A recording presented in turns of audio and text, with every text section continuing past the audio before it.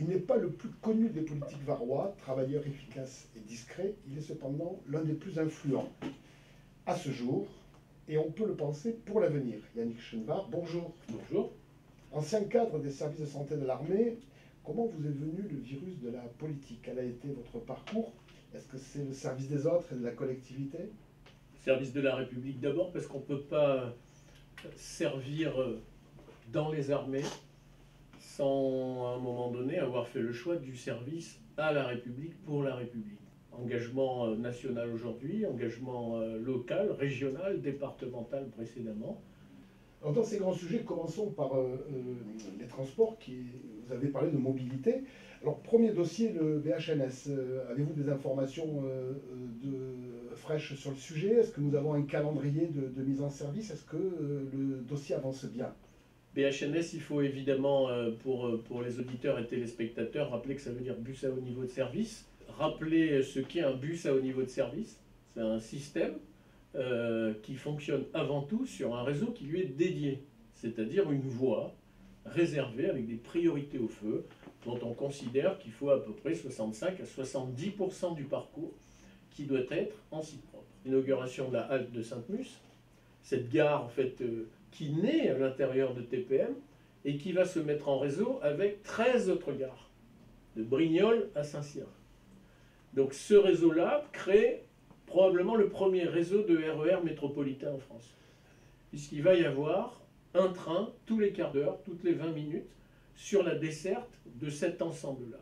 Et donc petit à petit, on arrive au BHNS, le BHNS étant un ensemble des 136 lignes du réseau Mistral, entre la Garde et au lieu. On a des rails qui circulent partout, on a des gares. Maintenant, ce qu'il faut faire, c'est du cadencement, et faire en sorte que nous ayons ce fameux RER. Et donc on est très très en avance sur le calendrier par rapport à tous les autres. C'est important de le souligner. Regardez ce qui se passe sur l'autoroute A57. On ne fait pas seulement qu'une mise à 2 fois 3 voies, on rajoute une voie réservée au transport en commun. C'est encore une révolution. Et les gens qui voudront aller prendre le train à la halte de Sainte-Musse, ils pourront s'arrêter avec une halte, un arrêt du bus, sur l'autoroute qui va être aménagée spécialement et passer de l'un à l'autre. Encore une révolution en termes de mobilité. Le très gros projet immobilier autour du port qui est prévu en lieu et place des anciens locaux des CNS, les extensions du port. Est-ce que vous pouvez nous faire un petit résumé de ce qui nous attend et est-ce que ça va profondément changer le futur de la ville? Le projet Mayol à Pipadi, dont l'objectif est de la reconquête des espaces maritimes.